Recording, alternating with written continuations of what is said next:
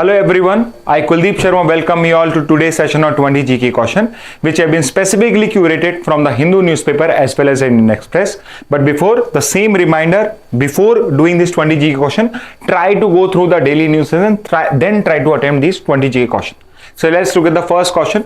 Which state is considered the most affected by Naxalism in the Red Corridor? So we have discussed Naxalism in detail today in the daily news analysis, and the state which is most affected by Naxalism is the state of Jharkhand. It has the most number of districts which are impacted by or which are affected by your Naxalism. So the answer for first is going to be A.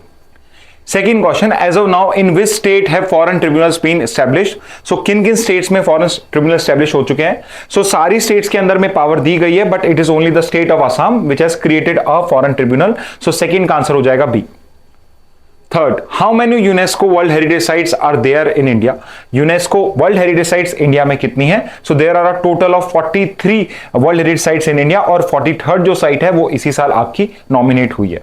So third का answer हो जाएगा B. Next पे आते हैं, which city hosted the 46 session of the world heritage committee, the first to be held in India. जो 46 session आपका इसका world heritage committee का जो डिसीजन मेकिंग बॉडी है फॉर वर्ल्ड हेरिटेज साइट जो इंडिया में हुआ था वो किस सिटी में हुआ था आपका? सो चार ऑप्शन है आपके अंदर, करेक्ट ऑप्शन है सी, न्यू दिल्ली.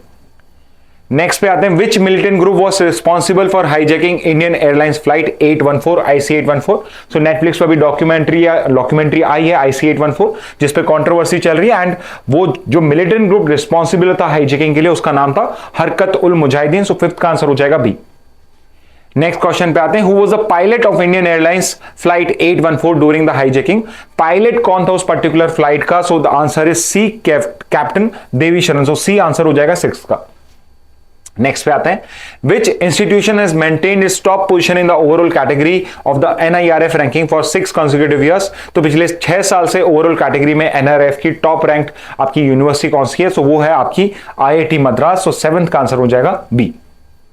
नेक्स्ट पे आते हैं, which institution was ranked first in the management category of the NIRF rankings for the 5th consecutive years? So पिछले 5 साल से मैनेजमेंट में कौन सी यूनिवर्सिटी है जो टॉप पोजीशन पे है पिछले 5 साल से? तो वो है Indian Institute of Ahmedabad, which means the answer for 8 is going to be C.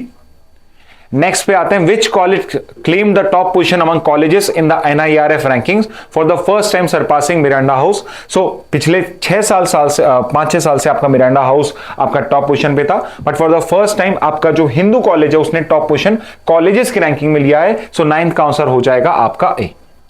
Next question पे आते हैं, in the latest NIRF ranking which institution was ranked 7th in the overall category? तो 7th लेटेस्ट एडिशन में 7th rank किस particular institute किया ये? सो I think ये question गलत फ्रेम हो गया. इट बेसिकली पिछले 7 साल से टॉप पोजीशन पे ओवरऑल कैटेगरी में कौन था? तो अगेन आंसर 10th का ए हो जाएगा. So apology for this particular question. Next question पे आते हैं, which organisation publishes the report title India development update India's trade opportunities in a changing global context? So ये पर्टिकुलर जो report है India development update ये कौन सी organisation draft करती है या पब्लिश करती है? So this particular report is publish by world bank. So 11th का आंसर हो जाएगा बी. नेक्स्ट क्वेश्चन पे आते हैं, who was the pilot of Indian Airlines flight 8114 during the hijacking? So again इसका आंसर हो जाएगा सी, captain Devi Sharan. So I think इस बार थोड़े फॉर्मेटिंग इश्यूज हो गए हैं. So again a repeated question, 12th का आंसर सी है. Maulana Masood Azhar, one of the militants released during the IC 814 hijacking, went on to found which terrorist organization? So Maulana Masood Azhar जिनको छोड़ा गया था IC 814 के hijacking को वहां पे कैंसिल करने के लिए, तो इन्होंने बाद में जाके 2000 में एक टेररिस्ट ऑर्गेनाइजेशन बनाई जिसने 2001 में पार्लियामेंट अटैक करा था, और जिस पर्टिकुलर ऑर्गेनाइजेशन की हम बात कर रहे हैं वो थी जैश-ए-मोहम्मद. सो 13th का आंसर हो जाएगा C. It's an important question for this year. Next question पे आते हैं, which technology is the Kavach system based on? जो कवच टेक्नोलॉजी आपकी anti avoidance train collision system है आपका जो आपका रेलवे इंडियन रेलवेज आपकी पूरे इंडियन रेलवे लाइंस में सब जगह में अप्लाई करने वाला है, वो टेक्नोलॉजी किस पर्टिकुलर टेक्नोलॉजी पे बेस्ड है? तो वो टेक्नोलॉजी है आपकी radio frequency identification technology which is also known as RFID. ये सेम टेक्नोलॉजी हम फास्टैग में यूज करते हैं, विच मीन्स 14th का आंसर हो जाएगा सी. नेक्स्ट पे आते हैं, when did the international criminal court officially become functional? तो ये आपका जो ICC है ये फंक्शनल कब से हुआ है? सो ये फंक्शनल हुआ था आपका फ्रॉम 1 जुलाई 2002, और 1 जुलाई 2002 के बाद से जो भी आपके इस टाइप के इंसिडेंट्स होते हैं उसमें इस पर्टिकुलर कोर्ट का ज्यूरिडिक्शन रहता है. नेक्स्ट पे आते हैं, where is the headquarter of international criminal court located. So ICC का हेडक्वार्टर कहां पे, तो आईसीसी और ICJ international court of justice दोनों का जो हेडक्वार्टर है वो द हाग नीदरलैंड्स में है। सो 16 का आंसर हो जाएगा सी। नेक्स्ट पे आते हैं, which of the following country is not a member of the ICC. So कई प्रोमिनेंट कंट्री आईसीसी के मेंबर नहीं है, including our very own country India. India भी रोम स्टैट्यूट का सिग्नेटरी नहीं है, because of this it's not a member of ICC. तो 17 का आंसर हो जाएगा ए। नेक्स्ट पे आते हैं, how long is the term for the law commission of India. Law commission of India का टोटल टर्म कितना है। सो जो लॉ कमीशन होता है उसका टर्म होता है 3 साल का। सो 18 का आंसर हो जाएगा बी। नेक्स्ट क्वेश्चन पे आते हैं, who was the chairman of the first law commission of independent India. First law commission जो इंडिपेंडेंट इंडिया के बाद बना था उसके फर्स्ट चेयरमैन का नाम क्या था। तो उसके फर्स्ट चेयरमैन का नाम था एमसी सीटलवाड। तो 19 का आंसर हो जाएगा बी।